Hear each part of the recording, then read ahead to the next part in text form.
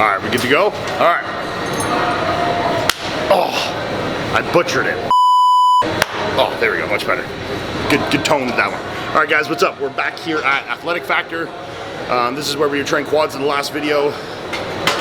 Great spot. You want to come check it out for chest. We have a lot of really cool old pieces, like I said in the last thing. A lot of body masters, Magnum, old Cybex shit, like really everything that's kind of cool old stuff. One of the things that definitely applies true to gym equipment is they don't make them like they used to, and this gym has all the stuff that they just don't make like they used to. So definitely want to come down here and take advantage, and the gym's pretty close to us, only 20-25 minutes. So chest on the docket today. We're going to start off with some flies just here on this Magnum pec deck. It's really nice and smooth. We're not going to push any like pass failure sets on this. Just get like a good warm up.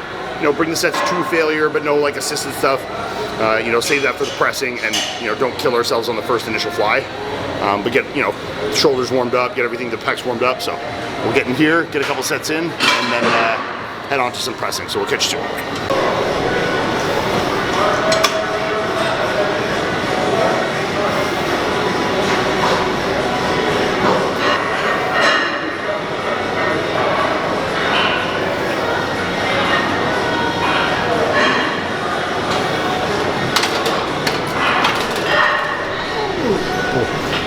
Quick tip for you guys too. I'm not sure if I've said this in previous videos. It's been a long time since I've trained chest on video.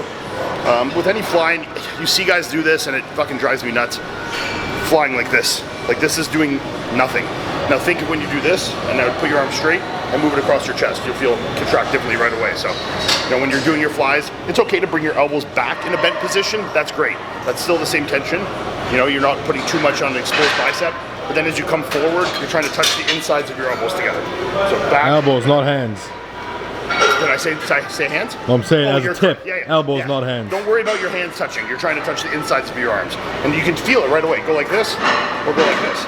It feels completely different in terms of your chest contraction. So back with elbows, forward, inside, touch elbows. Good.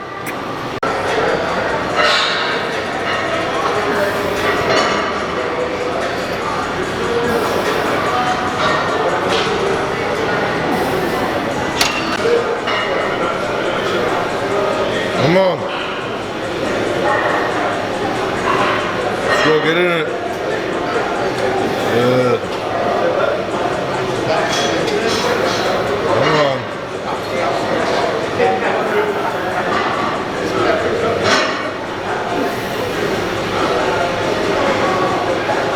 Good, lots more. Tight. Good. Squeeze. Come on. Good. Lots more.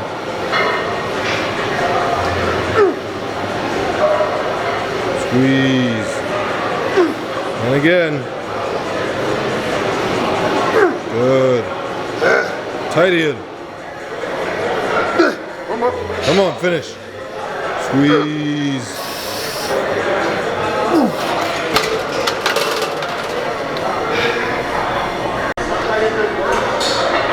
Let's go in. Good. Tight. Easy.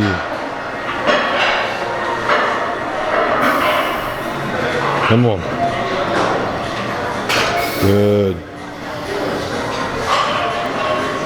Easy. Squeeze it hard. Good.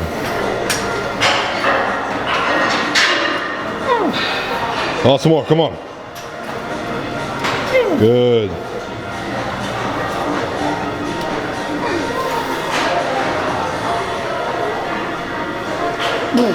More. And again. Focus, let's go. Squeeze. And again, 2 more. Finish it. And again. Come on. Tight.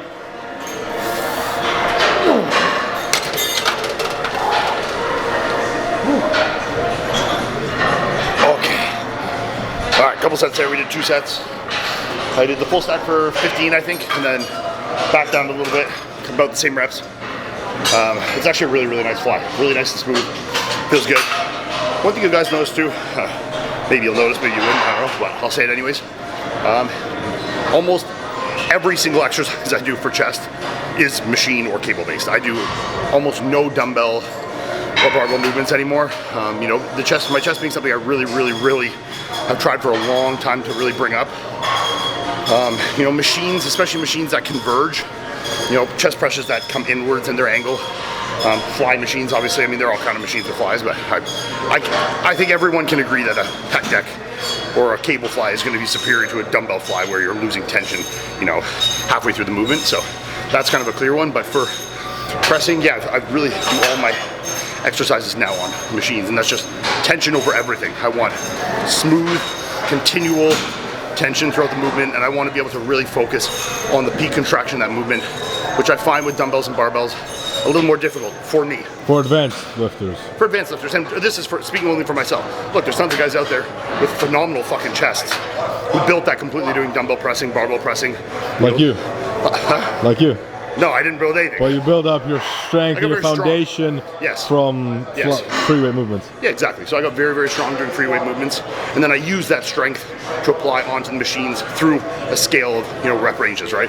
So it's obviously had an impact on my chest. Now that I've mastered my execution, has been able to improve very quickly because the strength was already there, and I'd use that combined with the very good tension of the machines that I've chosen to incorporate. And that's just made a huge difference for me. So, you know, there's a lot of things we'll do, especially the pressing, will all be converging machines. If I find good for converging machines, I always pick them over everything. So this is one of these things that find what works for you, find what you feel. Now, I'd say feeling's overrated sometimes. You know, sometimes the best exercises don't feel the best. But in this case for my chest, if it won't grow, then it's okay. You need to go back to the drawing board. And for me, I just went to machines, went to squeezing the piss out of them, very controlled negatives. You know, no sway in the change of direction. You know, all things that you've heard me talk about in videos before. So that's really where I'm at with chest, and it's made a big difference. So if you're having troubles with your chest, you're trying to get the pec angle. If you're having trouble with your chest, this is something to try. You know, try using machines, try doing conversion machines, things that really come in, really allow you to contract tight on that pec. So just a little bit of information, try it out.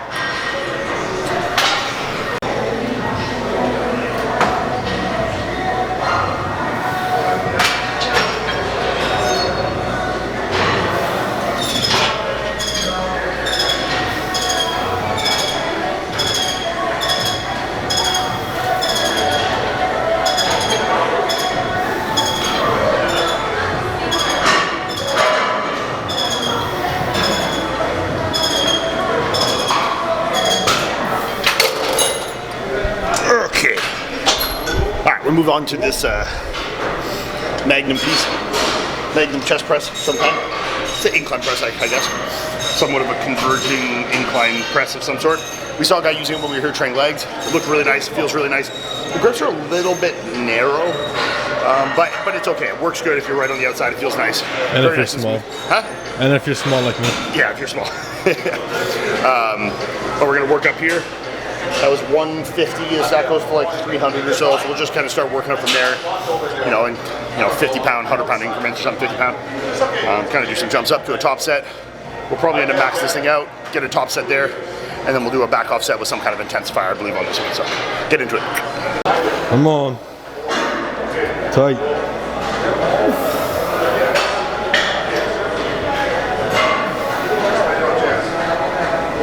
Good. Come on. Good. Slight hold, hard up. There you go. Squeeze. Good. Come on. There it is. You got lots more. Good. Keep it going. Hard up. And again. Tight. Good. Finish.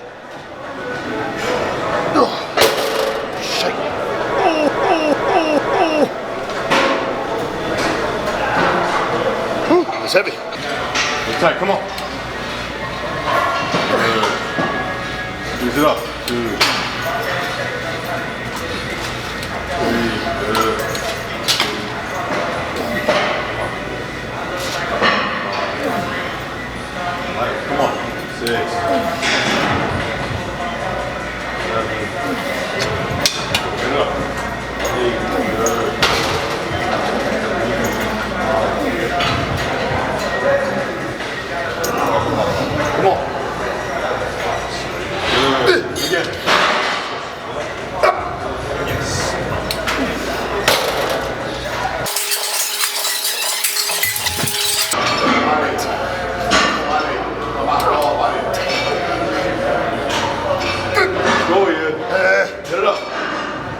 Good. Come on. Come on.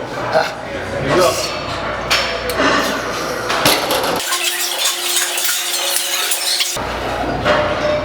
Fight it. Come on.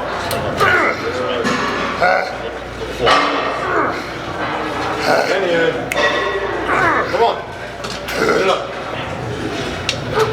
Good.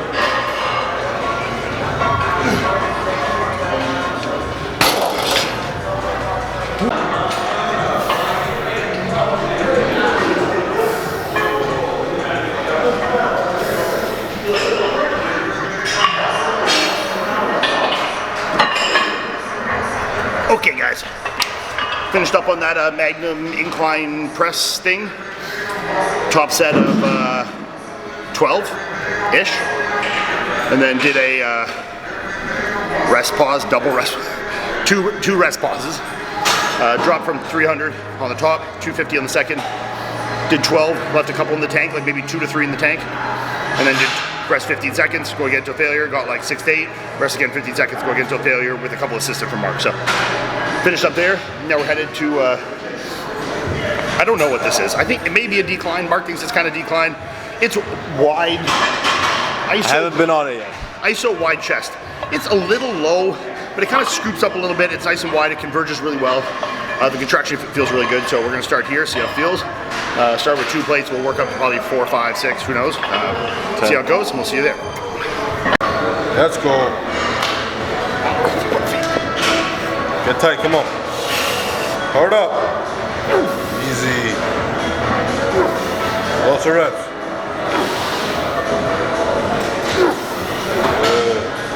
Good. Come on, Ed. Please. Again. Oh, that was heavier than I thought 5 plates would be.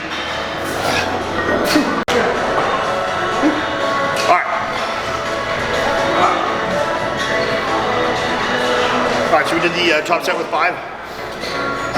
Going up from when we felt 4, I felt 5 might be a little bit of a task right now, and it was. I mean, that was like 8 plus 2 partials maybe. It's just kind of, it's very wide, and when you're coming back with the weight, it wants to force you up. And I know I've seen some of these machines before where they have the seat belt, and honestly that would have been really handy on this one. So we're gonna drop down to 4 here. I'm not gonna do any intensifiers on this. I think I'll save that for a machine on maybe like a touch better. Just get a good back off here with 4, and then we'll move on to some other kind of press, but pump feels really good right now though.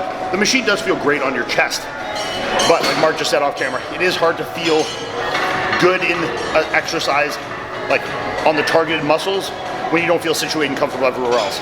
And that's kind of the case here, so would need a seatbelt or like a block or something to put my feet against so I can push in. Huh? Something to stabilize. Something to stabilize and keep me pressing that seat, because I'm really fighting, because when it scoops back, it wants to lift you up, and there's not really anywhere to brace yourself against. So we'll drop down to 4 here, see how that feels, try to get a couple more reps.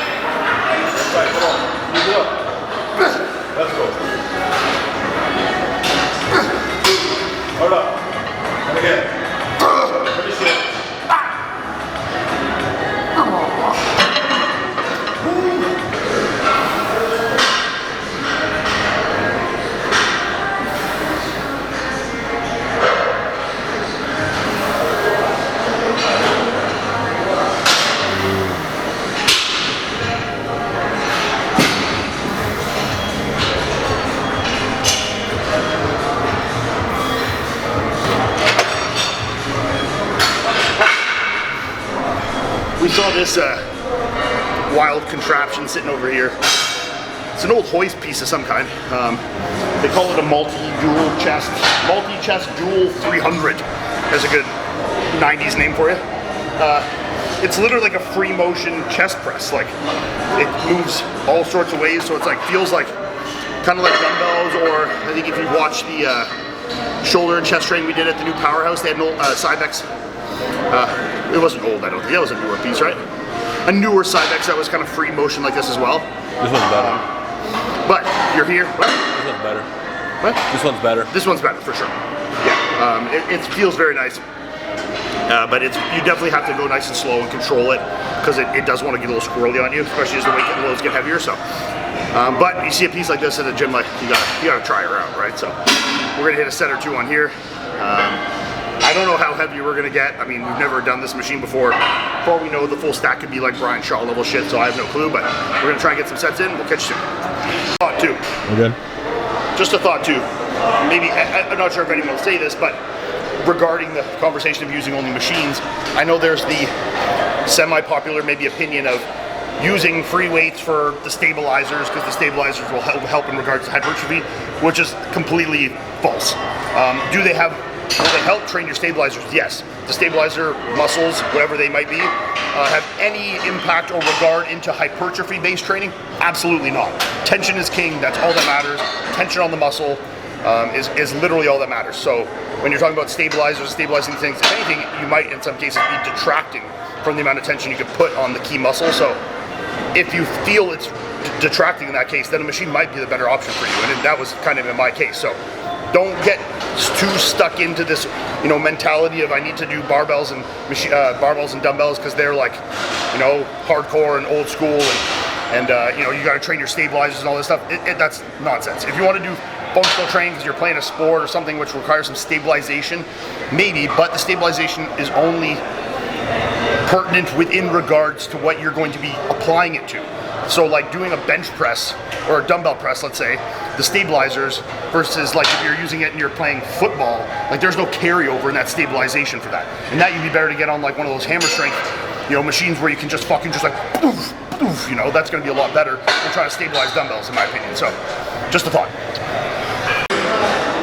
Come on.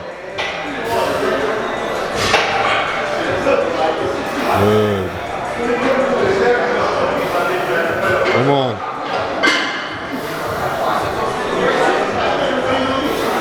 Lots of reps here. Squeeze it hard. Good. Control. Squeeze. And again, same rep. Good. No bounce. Come on. Squeeze.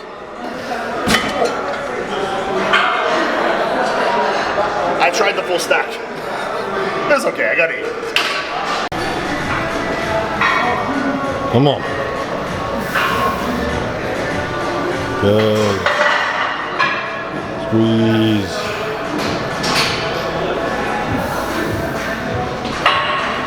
Good. Tight. Come on. Good. And again. Finish it. Come on.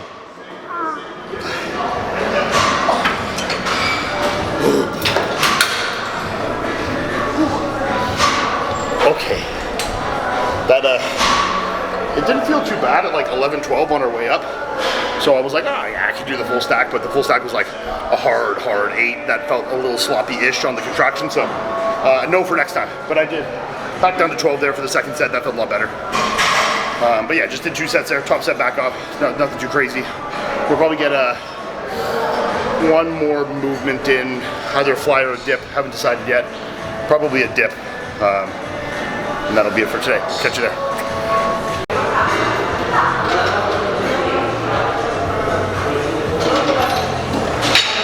Just kidding.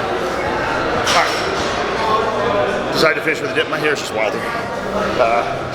This old Paramount dip. Look at the stack on that thing. It's fucking chromed out. Shiny. So we're just gonna do a couple sets here.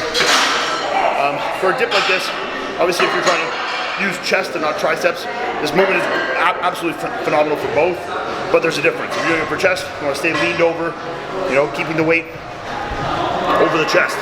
Or if you're trying to do it for your triceps, you want to keep up and keep the weight as much elbow flexion as possible. We're not trying to think about that. We're staying over the weight and pushing, just like I said before, elbows back, and then trying to drive the insides of our elbows together. So I'm letting it come up, squeezing it. You can obviously do this with a parallel bar dip or any other kind of dip as well. Works great on these machines because the tension's really good. But yeah, great machine, so we'll get into it here. Come on.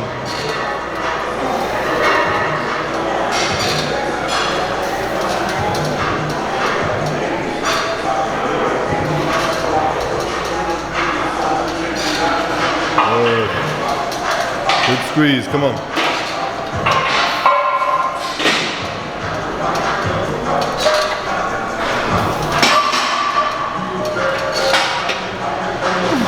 Come on, lots more. Good. Keep going. Come on. Squeeze. Come on, Ian.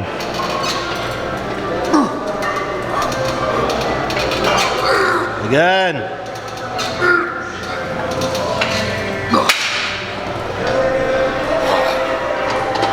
Go, Ian.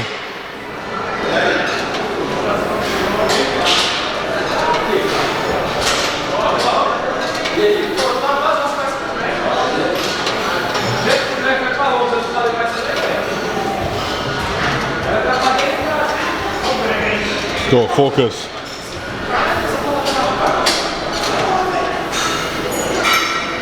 Good.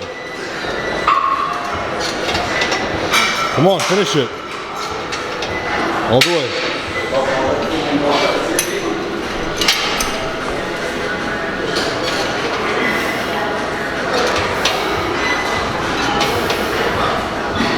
Come on in.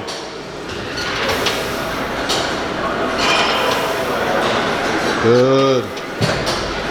Big squeeze. Come on.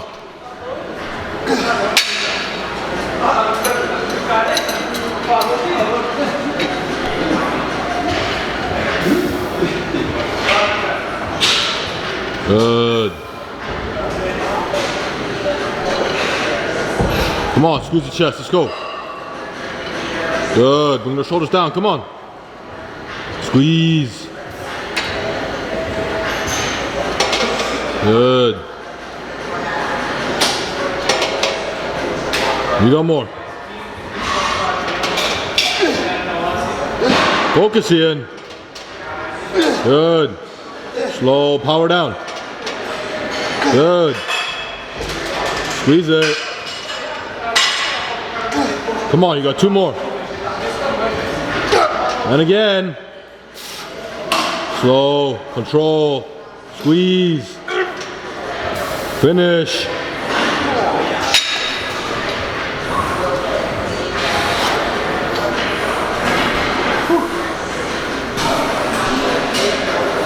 Okay.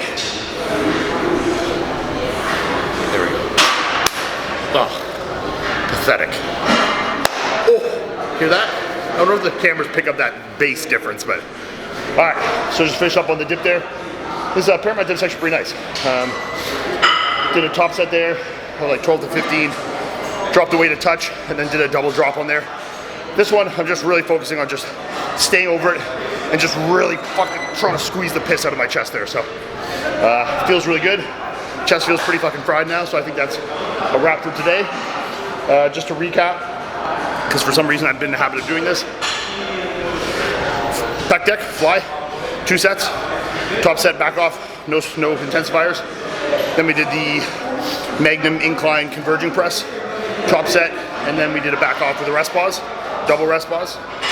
Then we did the hammer strength, wide, decline, fucking whatever it was. It wasn't great, we won't do that again. 2 sets there, top and a back off. Then we did the Hoist. Oh, the hoist. Yeah, the weird hoist thing. That was actually really nice. I would definitely do that again. Did 2 sets there, and then we got the dip, top set, and the double drop on the second set. So that's a wrap for chest, guys. Thanks for tuning in.